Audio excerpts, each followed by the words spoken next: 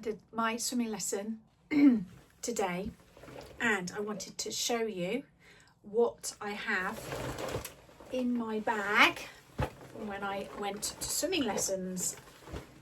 We were doing a donut and unicorn theme, and I have these play mats that I printed off. So we have unicorns, I have a song, and I have a donut, I have a game, and I also have a unicorn. Now, I have done this for 2 weeks in a row now, so I have used these resources differently each week, or I haven't used them all 1 week and then I used the other ones this week. And if there was particularly an activity of where the children enjoyed it, then I would bring that back out and do it again.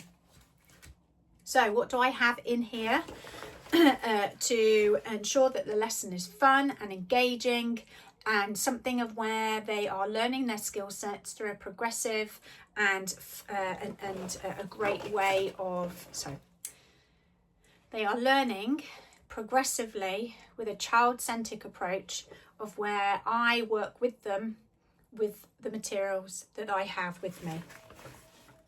I would always set up my environment, so my pool space first, and I have these little stacking toys.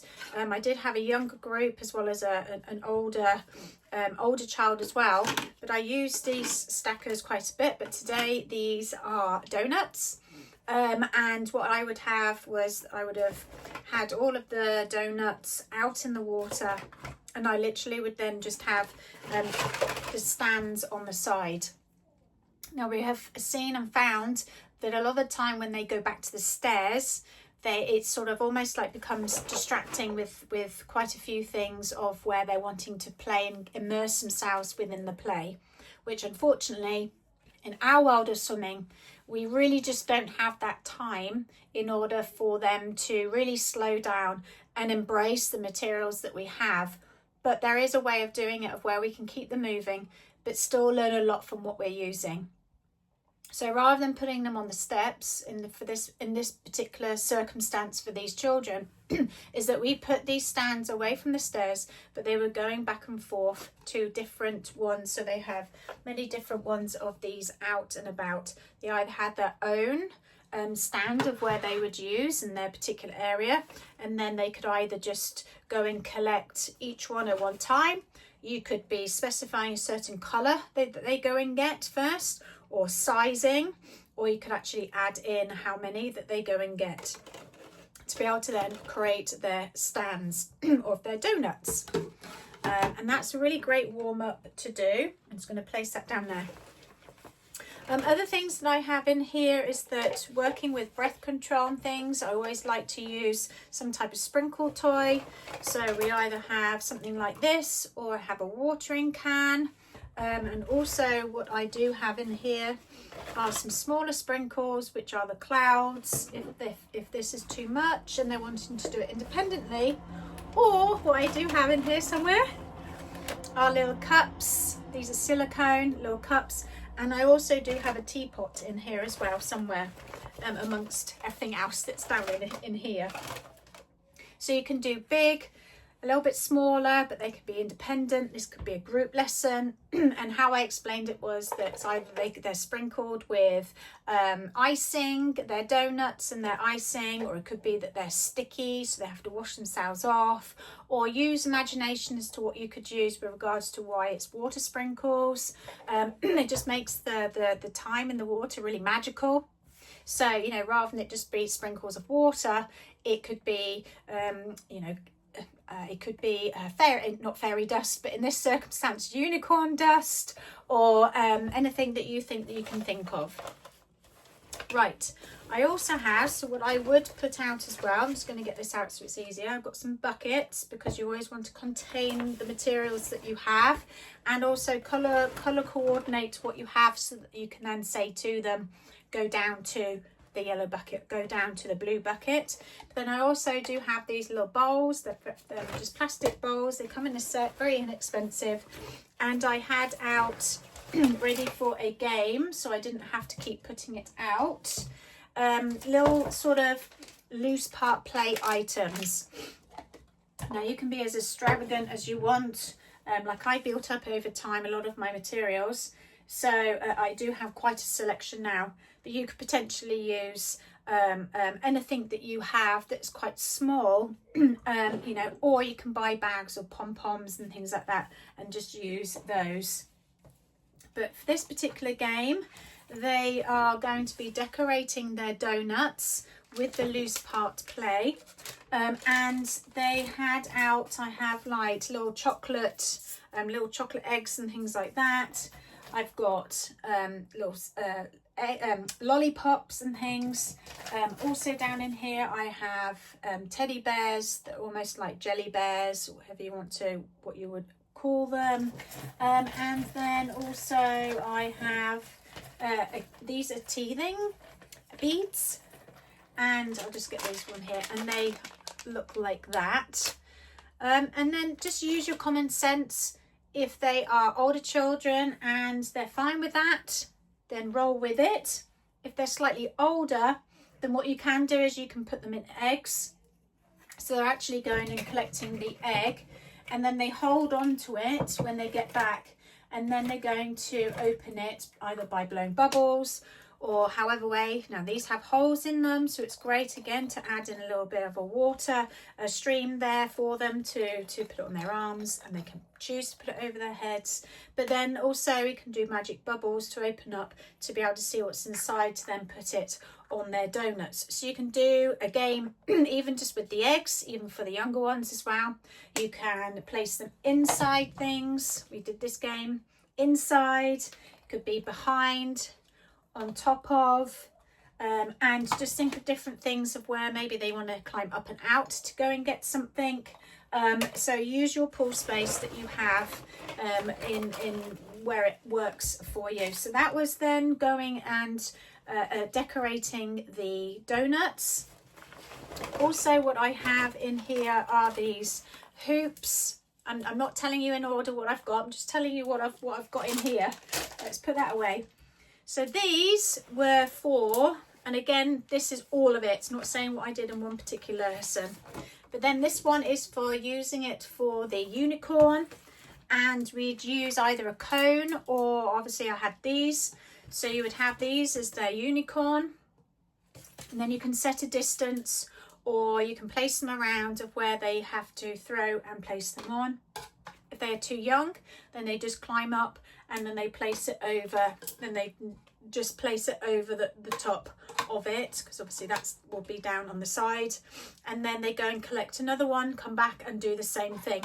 You can add it in as a game, so it could be a relay game of where you've got the orange team and the blue team, and they have to go down and see how many they get on. It could be that they're in pairs, they're doing it individually, and it's a really great game to get them. I've put these on a big float, so it's moving around, so they don't know where it is by the time they get there, so they have to be aware as to where things are. You can say what the stroke is that they're doing, how they're moving there. For the older ones, they could be using side stroke. They could be then having to tread water at the end to try and throw these over. So that's another one of there. Running out of space here. My bag is very full. Then also what I had out with part of decorating, I do have these stacking toys that are silicone. And these are really great because it's lovely for the young ones, but it's just very different and unique for dive down toys as well. So rather than just doing a traditional diving sticks and hoops and things, you can use things like stacking toys. I used these with the older ones and they still loved it because it was just different from what they were using. And again, they can add it to their donuts they're bringing it back to them, or it could be that they bring it back to their unicorns. Some of the girls just liked adding these to their unicorn mats. So I've got those in there. I've also got just normal regular donuts as well that I have as part of a pretend sort of food kit, tea party kit, or whatever you want to call it. So I've just got some pretend food, and in the kit are some donuts. So I've got those as well, of where again you can hide them. They can practice balancing them on their heads, on their tummies. Could be that they do push and glides, holding on to something, so they've got something to hold on to keep their hands still. You're passing the donut to the teacher, and then they turn around and go back and get another one. Or they could be doing independent ones. They could be trying to blow it. They could try and flip them. These are great as well to use for multiple ways. And again, use some type of container to be able to contain them. And then lastly, that I just wanted to point out, which I think is it, because I've just got multiple of these donuts in here, which is why it still feels rather large. Actually, two things, is that I've also got a game of where here there is these donuts and a circle. Now in this circle, what I used is a big paper clip, and I put the paper clip in the middle here, and we used actually what I had at the time as a spoon because of the tea sets that I've got in here that I added for the little ones to play with afterwards. I used this as the spoon to be able to put that in the middle, and then what they did is that they then span this to see what donut it landed on. And whatever donuts, I've also got those donuts out. And I've got these donuts from a kit from Baker Ross. So here in the UK, highly recommend these foam kits from Baker Ross. I use them all the time. And you've decorated them the same as what you would have what you have on here. So for instance, you've got that pink one, which is there, and you've got the purple one that is there, and so on. So whatever donut it landed on, they had to go and spot it, find it, and go and either collect it or touch it, push and glide off, and come back to you. Or you could specify a certain stroke or movement that they do go to get to these donuts. Could be that you've added in wall crawls, or you've put these in certain layers of wherever you're on your pool space for them to then go and find where they are. And the other thing is as well is that with these donuts you could do push and glides too. You could actually have them out, so they've chosen their donuts, or you could have also your play mats out where they're sitting next to, and that is their area. So you could almost use these as that sort of effect as well. Then lastly, we have our little unicorn here as a playmat. And again, it's something for them to focus on, to go and come back to, because a lot of the time, if you've got quite a few children in your group, then they end up swimming here, there and everywhere, and they don't know what they're doing. So I've actually got these, one of my new things at the moment. I've got this little cool little unicorn, and there's multiple colours of them. And I put them in eggs, and then they had to go and find the unicorns and bring them back to the main unicorn. Some of them decided that they wanted to carry on decorating their donuts. They just brought it back for those. But again, go with the flow of how the swimmers want to do it. You have these tools and you have these materials, so flow with what they're wanting to do. If they're wanting to go dive down and go underwater to get them, they can do, because these do sink down. These sink down. See what is sinkable. The lollipops are, so they can have them on the step, and they go down and collect. So think about how you use your materials, but then also offer it out and work with your swimmers as to maybe potentially what they wanted to do with them as well. And give them choices. We're doing this or we're doing this. And then that gives them some more direction as to what you'll be doing. You can use these all for all of your skill sets, front and back, but then you're also incorporating other safety skills as well, of where jumping and coming back to the blue donut, or you're jumping in and you're swimming over to the orange donut. You're going to be pushing off, and you're going to be push, glide and kick, and then arm stroke to the purple donut. So you can always use everything that you have for a purpose. So that was what was in my kit bag for this week and for last week as well. what are you going to do in your swimming lessons this week yourselves.